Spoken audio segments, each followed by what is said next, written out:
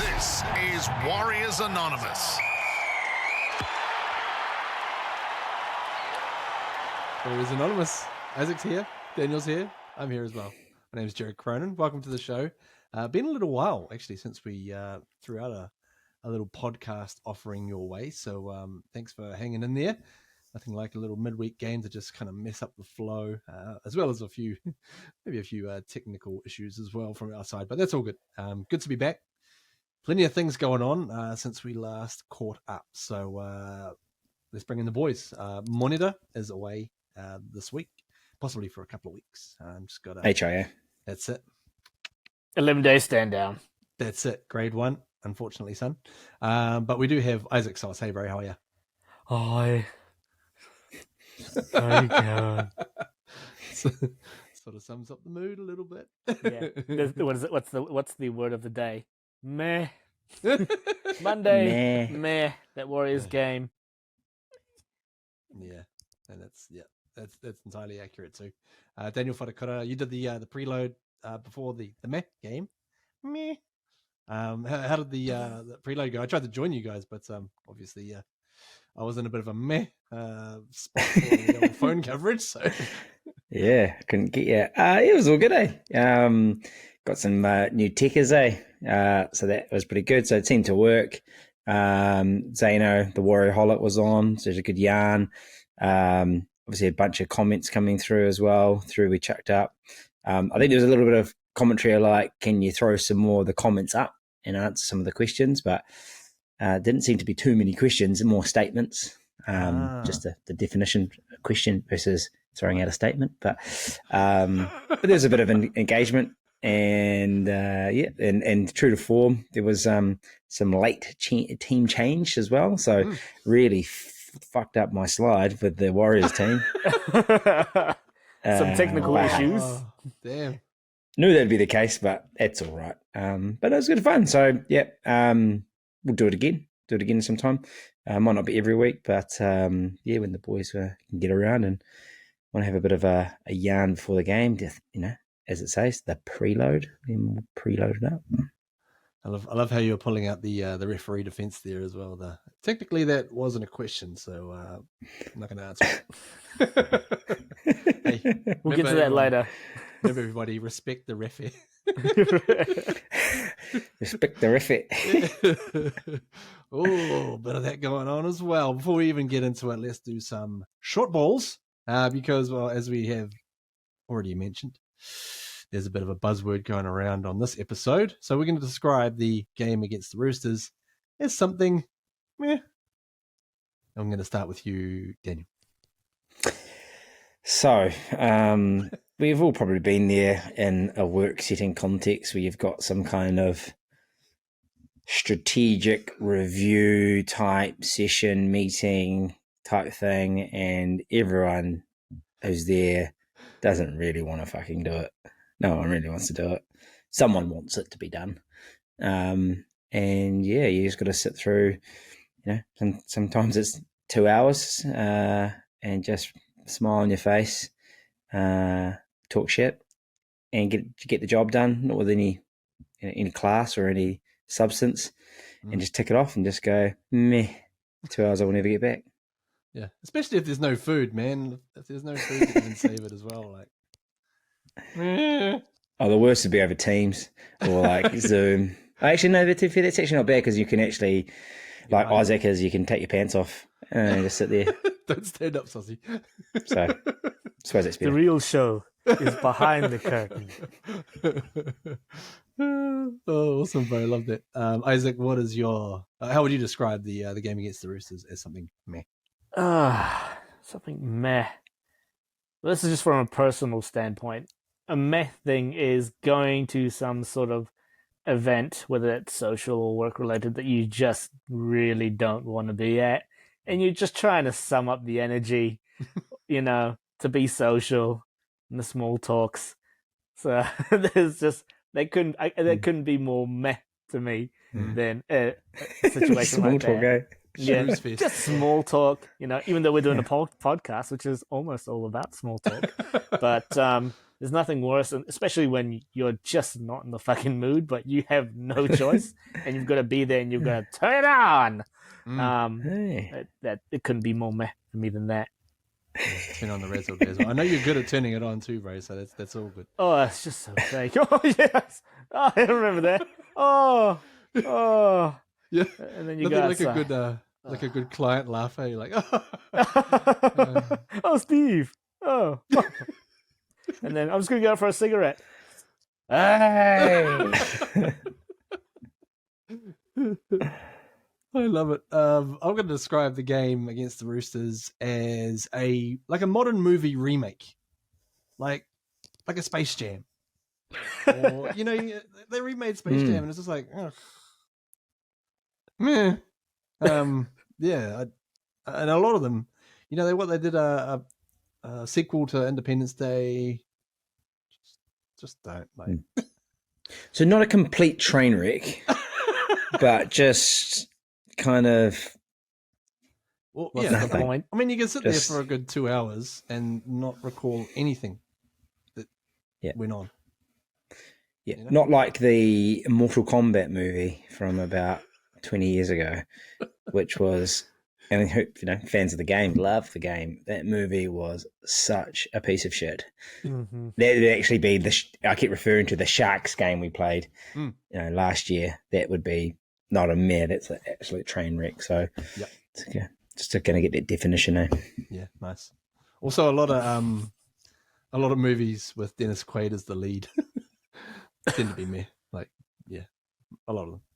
Not Any Given Sunday, but a lot of other ones. Cool. Anyways, yeah, as we mentioned, the game itself against the Roosters over at McClutchie's, Mount Smart Stadium, 14-0 to them. We didn't manage to summon a singular point on home turf, but I mean, hey, that was bro, that was some crazy conditions out there. Isaac, I actually felt like the Roosters looked more at home than we did. How did you see it? Probably agree with that statement, eh? We looked a little chilly. I mean, big props to everyone that turned up at the game, though, to have 20 odd K in those conditions that were torrential.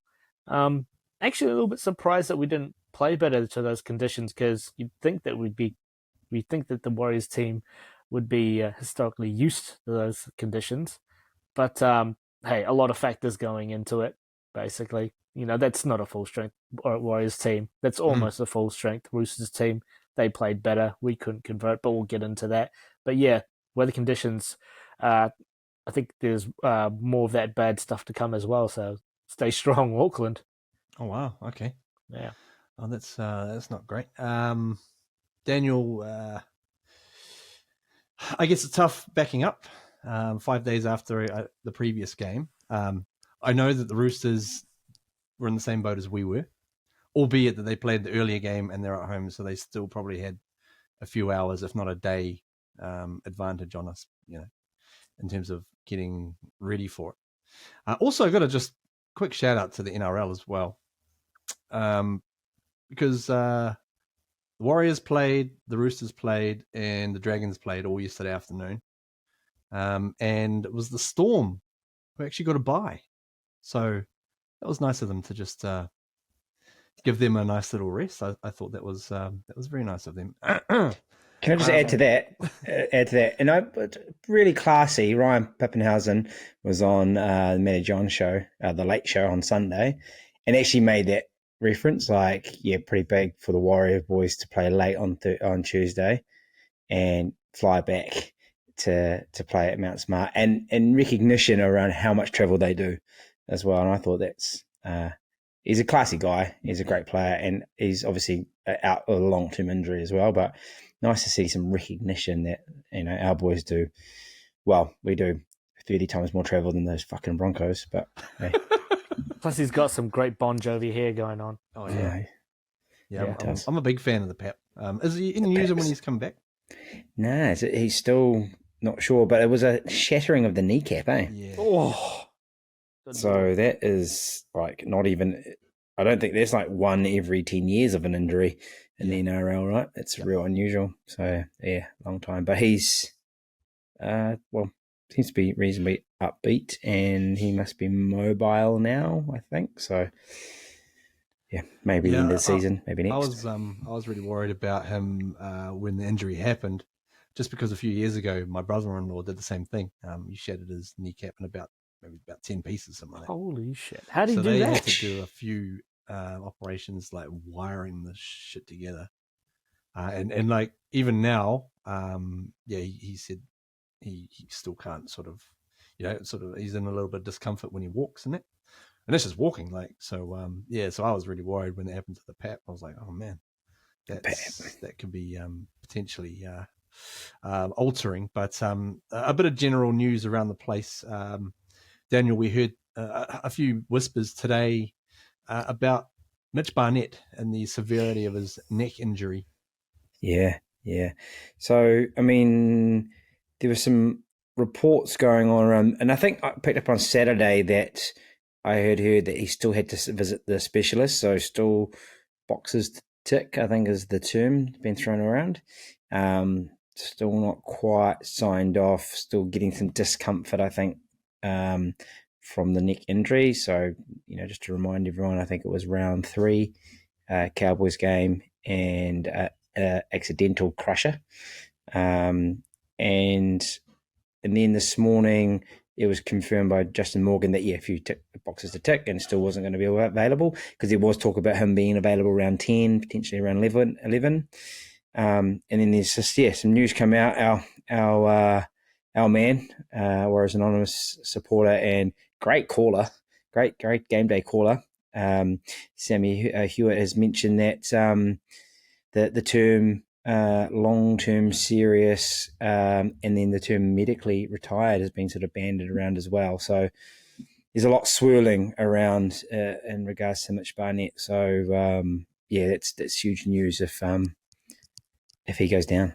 Yeah, poor guy. Hope he's doing all right. Must be just especially frustrating to have moved all the way, brought his family over, and now sort of be on the sidelines dealing with that sort of stuff. That's not part of the plan. Also, another thing. Let's backtrack a little bit. Something that wasn't really part of the plan going into the season. And Isaac, that's the return of Roger Tuivasa-Sheck. Hey, how good is that for us, especially from having watched the game on Sunday, and maybe could have done with a little bit of X factor out there. What do you think of Roger coming back next year and how he can fit in? Oh, love it. I know CNK will be. I don't know if he'll be a little bit bemused. I mean, he left because of RTS, and now he came back, and guess who's here? Hey, Chance. How you going? Roger. Yeah. Hey, Chance in charge? Not anymore. But yeah, I mean, you get as many quality players you can on the park, and they'll figure it out, whether CNK goes to center or RTS goes to center, or he goes to wing, or put him a prop for all I care. He's playing for us. He's a high mana character.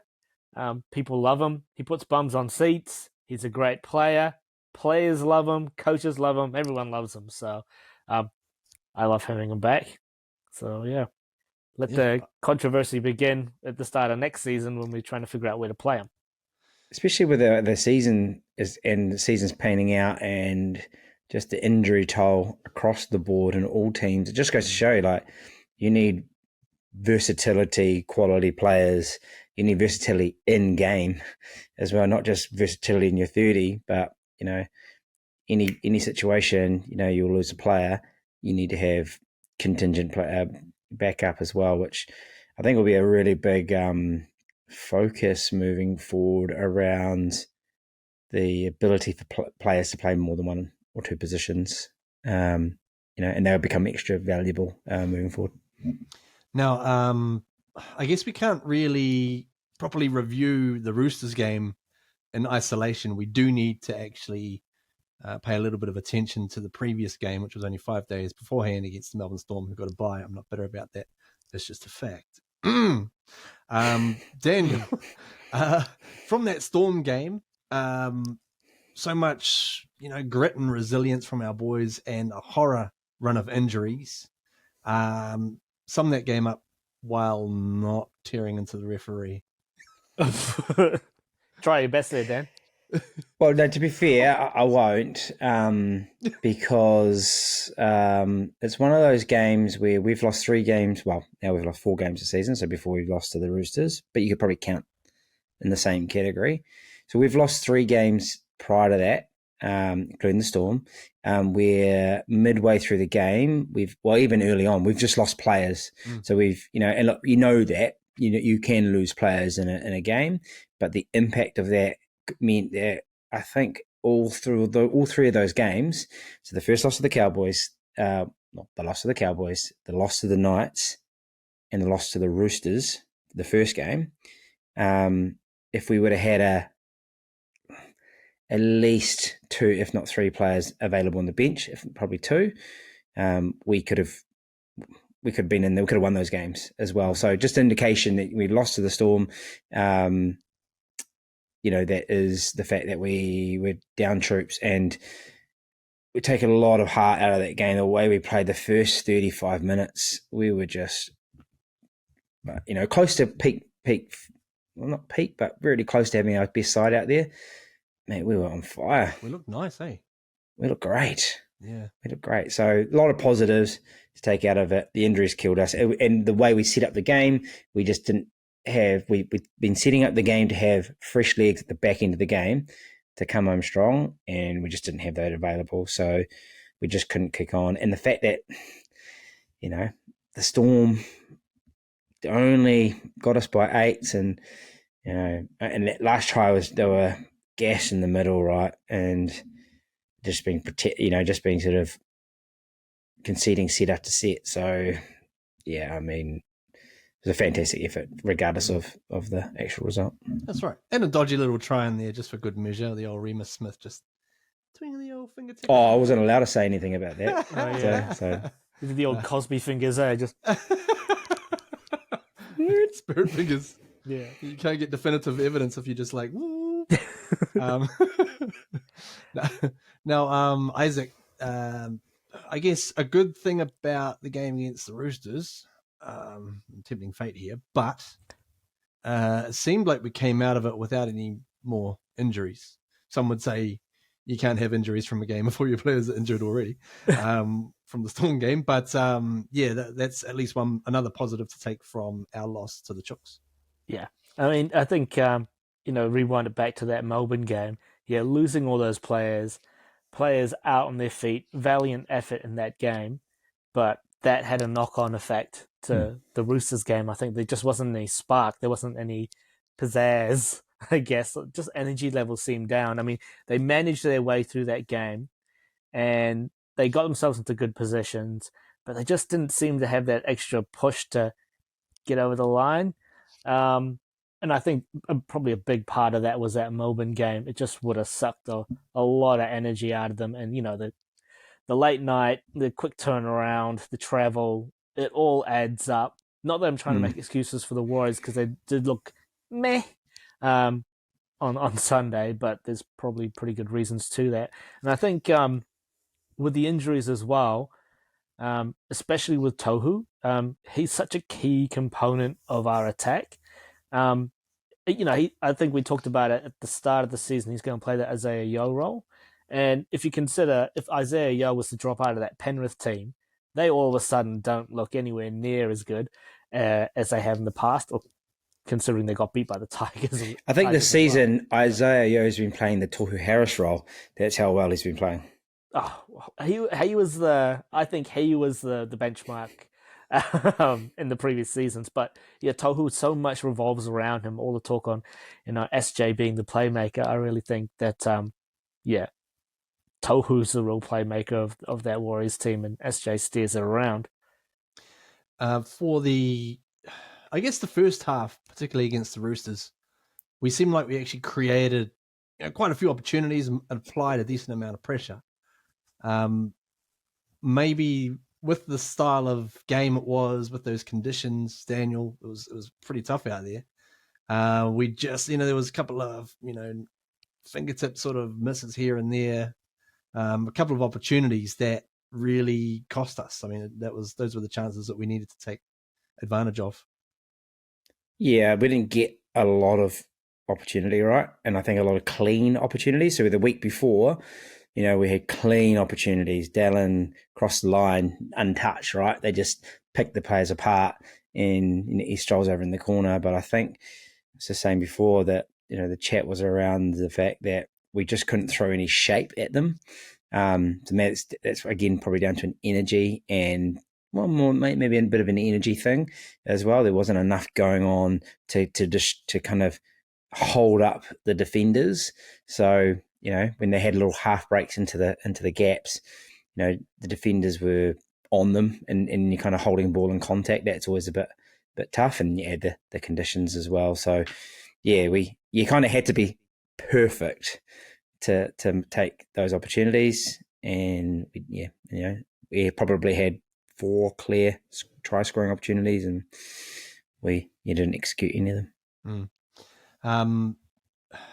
One guy who's really impressed me recently is Andrew Webster, the coach. Obviously, he's been impressive overall, but man, Isaac, tell me about his work in the press conferences after the game, because he is masterfully just like stepping away from copying any fines or saying any stuff about the sometimes atrocious refereeing.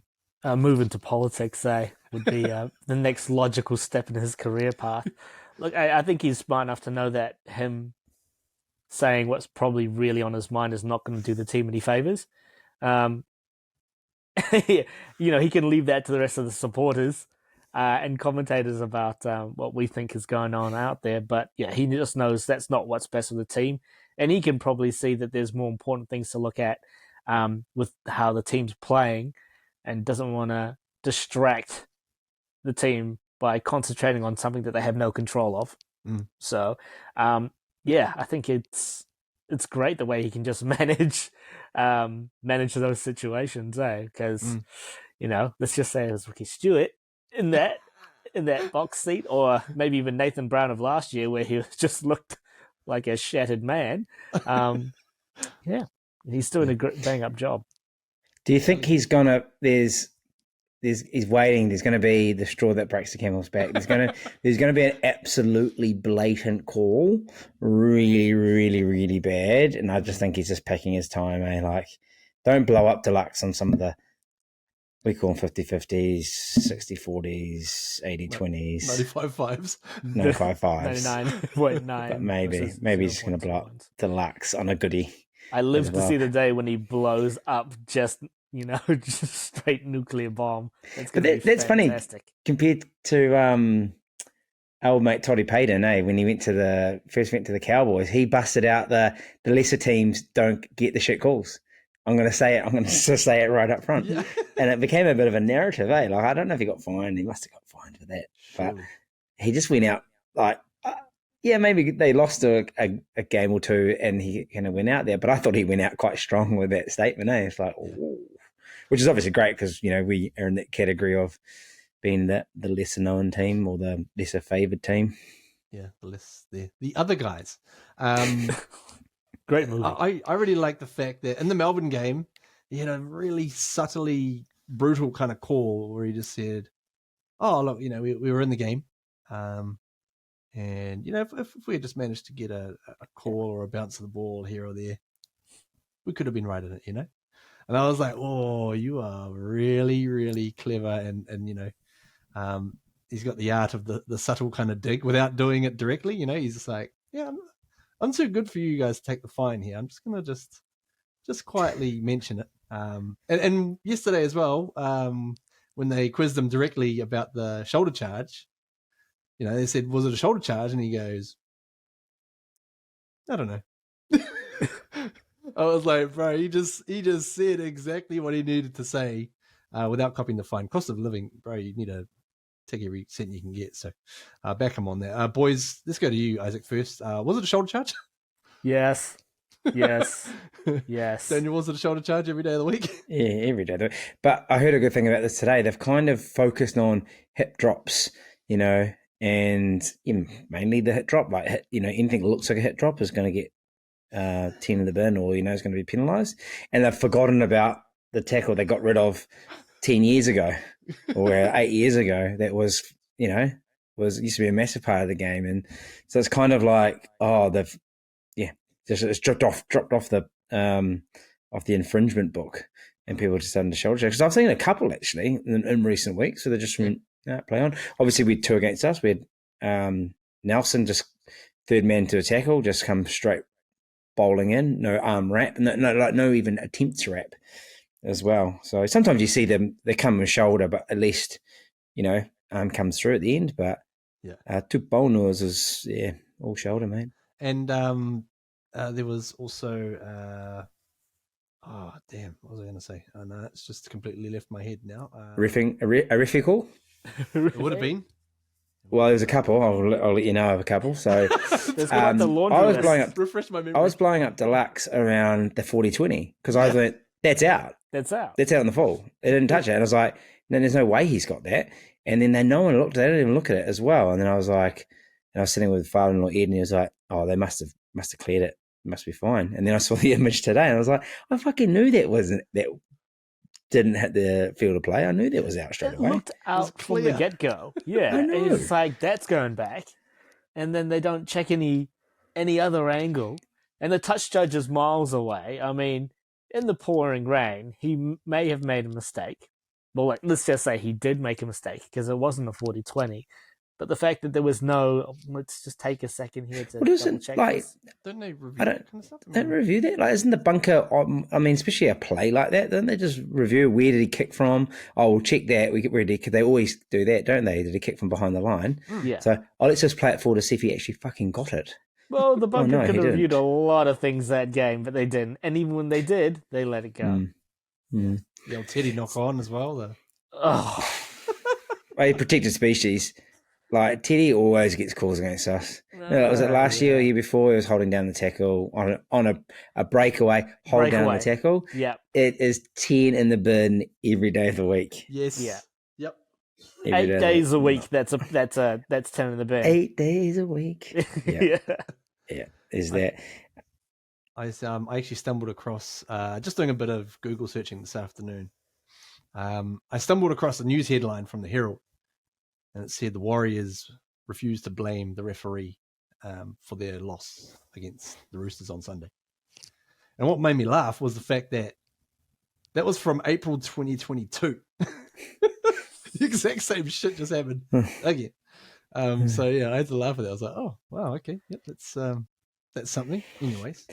Also, one thing, boys, before we move off the refs, and it was actually one each way. I'm just a bit confused around this planting the ball infringement. Yes. So what do? You can't just plant it and stand up on it. You've got to stand up and then put it down and roll it at the same time. Like, even if it didn't hit the foot, if it didn't hit someone's foot, they would have let that play on. So no one would have called that an infringement. But when they go to the bunker, slow it down, it's like, oh, the first infringement is he planted the ball. Yeah. So, well, that would have been play on. I'm fucking confused by that because there was no everyone plants the ball. Yeah, that would have been just continue on with the game. Otherwise, if they're going to play it to the letter of the law, anytime someone plants the ball, penalty, not playing the ball, and you're going to have 20 penalties in the game for that. So you have to stand up and then put the ball down and roll it in the one motion rather than plant it to get up and then play the ball. You can't put the ball down on the opponent's foot. But in our case, in our one that they reviewed, we put the ball down and then the opponent kicked his foot forward into the ball. Yeah. And then we still lost that challenge as well. I still laugh at the one from, might have been last year. Yeah, against Roosters, but I think. Was it the Roosters where the ref told our player to step back to play the ball? He's like, no, you have to step back to play the ball because there was a guy like... right in the ruck, just like being an absolute menace. Yeah. But I know this is not about a show about blowing about refereeing, but one thing that really annoyed me, another thing that really annoyed twice, is that we got called for not being square at marker. So the big tackle Dallin puts on Teddy. Teddy steps to the left to play the ball. He plays the ball off the mark.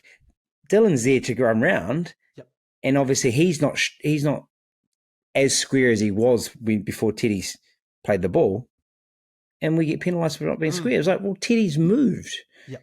And it happened again for us as well. Down, I'm not sure who the player was, but it definitely happened again. Oh, maybe it was. Oh no, it wasn't Freddie.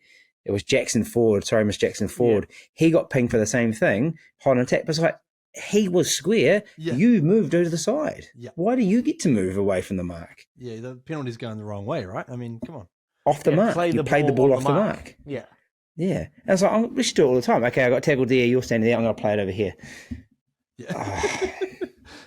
I could actually, honestly, you know when you get a sense of something before the game even kicks off? I had that real sense because I'd gone to the bar, caught up with Richie and his wife, Richie from Warrior Nation, and his wife there, and we were watching, getting ready to watch the game. I go up to the bar, and I say to the bartender, "Oh, can I get a ginger beer, please?" And they're like, oh, "Okay, alcoholic or non?" I'm like, "Oh, non-alcoholic." So they go and grab a bottle out of the fridge. And they're about to open it, and then there's a little bit of a delay, and I'm sort of like, "All right." And then the lady comes back to me and says, "Oh, actually, we can't let you take this into the bar." And I was like, "But we're in the bar." And she's like, "Oh, yeah, I don't actually know why this is even in the fridge." So I'm standing there going, what the fuck is going on here? Like I just thought this is going to be one of those afternoons. And then so anyways, she goes, "Well, do you want something else instead?" I was like, can I get a lemonade?" And she was like, yeah. Do you want one from the tap or a can? And I was like, just whatever one I can take into the bar that we're already in. Yeah. The one that I can actually drink on premises. Yeah. I went over to Richie and I was like, "Bro, did I just get discriminated because I got a Warriors logo on my chest right here?" Like, anyways. Discrimination. I think it's fair for us to make mention of it. I know people tend to, focus more on, stuff that we can control. But I know that we as a podcast, we pretty much do that. So I think it's fair of us to review the game in its entirety, including the shit that was, thrown against us from. Oh, I've got one more. Can I just have one more, please? Another one. So Pompey goes through, he knocks the ball on, the ball hits the ground, and then he bats it through to the dead in goal. Dead. Okay, so it was a kick, grab a kick. Sean Johnson, or something, or Dylan Walker. Someone kicks it. It pops up. He knocks it on within the 10. No, he knocks it on. Yeah. I'm sure, and correct me if I'm wrong, someone, it hits the ground for the knock on. He then bats it like in frustration. It goes dead. So they play a 7 tackle set. Yeah. I was like, the first infringement's a knock on. A knock on in the field of play. That's a 10-meter scrum. Yeah. It's a scrum there. It's not a 7 tackle set. Yeah. But maybe I've missed it. Maybe he knocked it on in goal. But I'm like, and we don't care about the 50-50. I don't care about the 50-50s. There's always a little knock on, knock ball, and we get a couple of things. And I think the other thing too, we'll get better calls because we're playing better football. That's another narrative that goes around. Like the better teams get the 50-50s because they're generally dominating the game, and we've seen some of that this year. I go back to the Montoya try. I love the Montoya try, fantastic try, but they didn't. There's every chance they could have pulled us back for. I think Dylan Walker knocks. Well, he grabs the ball in the air, and in the league context of the world, sometimes it's a knock on 6 days of the week as well. And they didn't give it as well. There was a few curly ones like that on the weekend as well, which was sort of mind. But I can live with those ones. I can live with those, but it's the real latency. They find a reason to get us. Yeah, that hurts as well. But I think we're all used to it. We play knowing that we're going to have to be better than 3 or 4 bad decisions against us. Yeah, that has to be quite a lot better, to be fair. In some games, yeah. Markedly better. Isaac, good news. Obviously, Daniel just mentioned our friend Monty, because he is now, officially re-signed for another couple of years.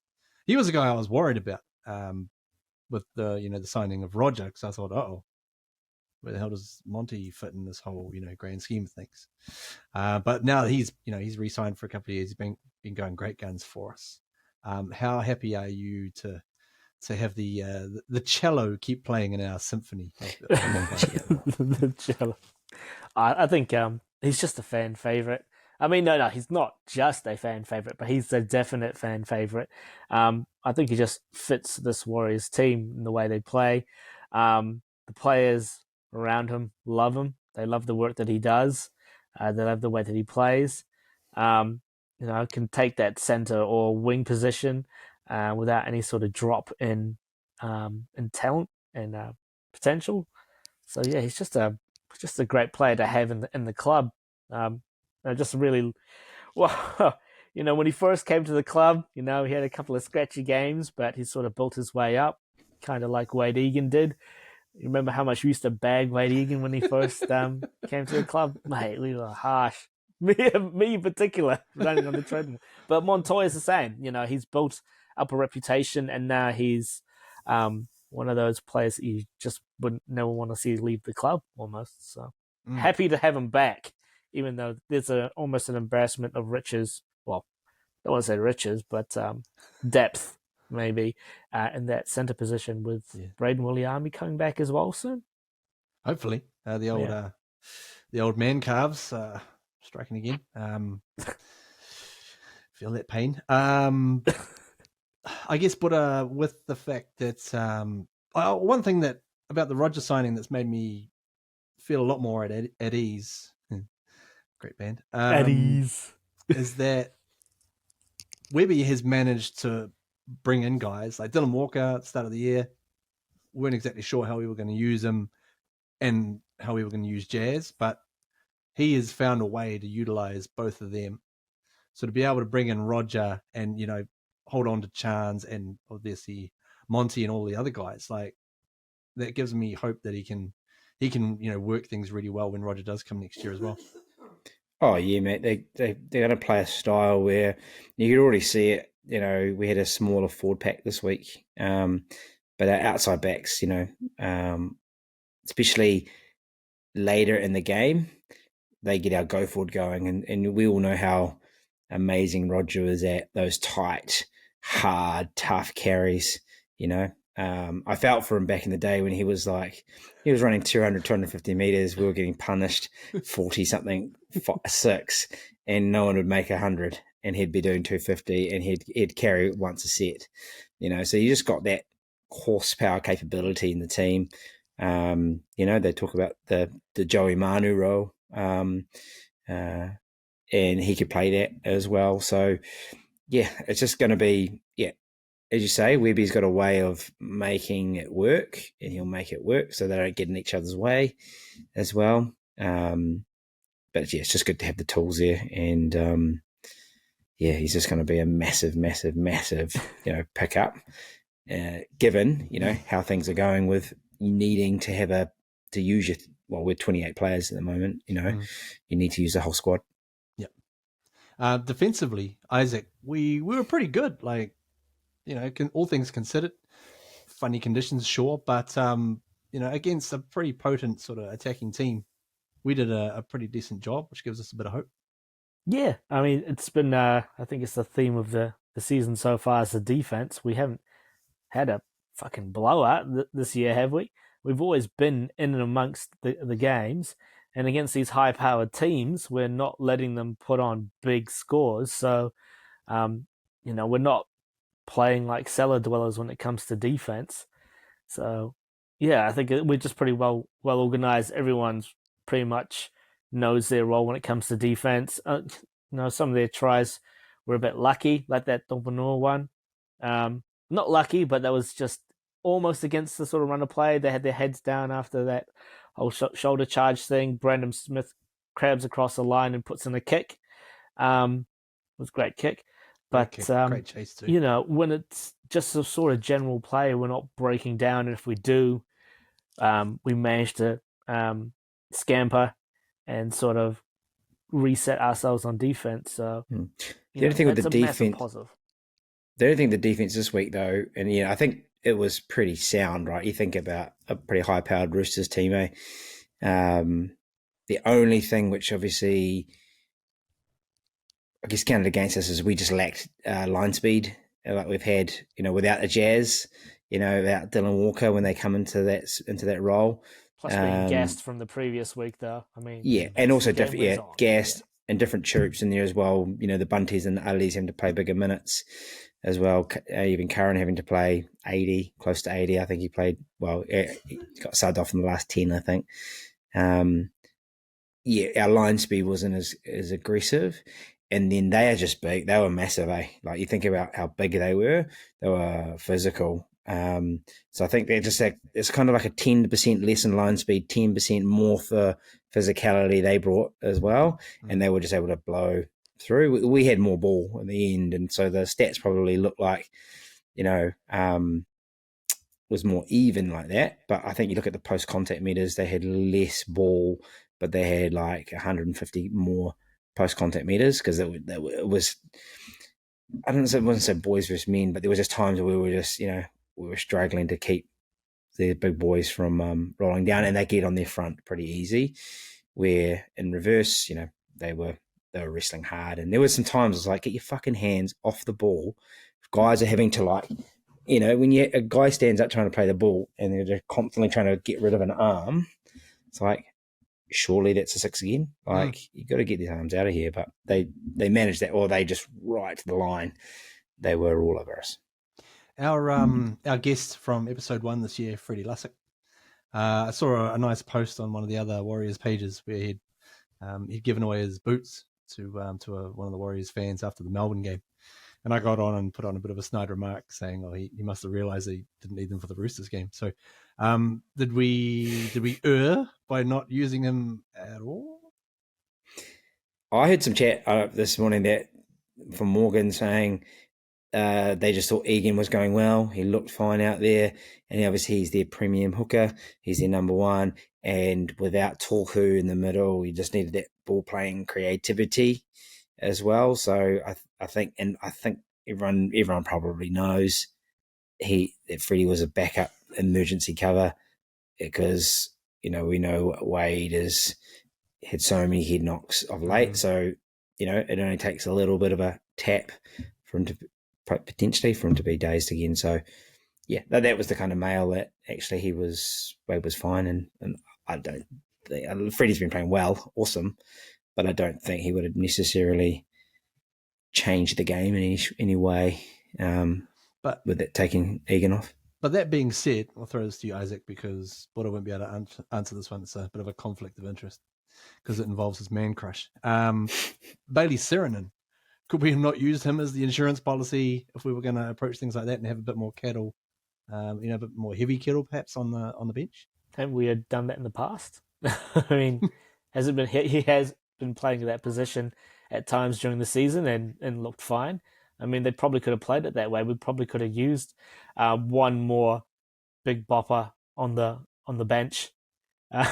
Alliteration again. Don't think there's any boppers available, man. That's the only issue. Who would have that been? But would you have a bopper or would you have Freddie Lussick? I probably would have gone the bopper, whoever that is. Have someone to play that sort of role versus Freddie Lussick, who sat on the bench. You had Bailey there to take that dummy half role if Egan needed a spell. Maybe there was a little bit of a misstep there because I think, yeah, you're probably right there, G. I think maybe that bench space was just a vacant spot for someone to maybe fight fire with the way that their forwards were playing. It looked like we needed a bit of starch up front. We were defending well, but I think to Dan's point, we weren't putting them on their ass. We weren't putting them on their back. We were making the tackles, we were making the cover tackles, but they were just constantly poking their nose through. And I feel like an extra forward in some way, shape or form might have helped. Also feel like they they had a couple of really hungry reserve forwards who are making their way back from injuries or time off. And old Angus Crichton and Solglo Sitili Bonyor. They just came out. They just playing like lions. They were bashing us around. And I mean, that's an amazing bench, Class A, amazing bench to have as well. So. And then that's the difference at the moment. We're so down on troops. 5. So we're down 5, I'd say, starting players in the 17 as well. 4 who'd actually, I guess 3 would start, 2 would be on the bench. We're down them at the moment. So when you're trying to get a 13, your bench. The bench didn't look as strong, obviously, in terms of impact that we've had in the round 2, 3, 4s, early in the season as well. And yeah, obviously those 2 guys, Crichton and Tupolno, you've got Butcher and Baker on the bench. You just need a candlestick maker. And I was going to say that. I know where he's going with this.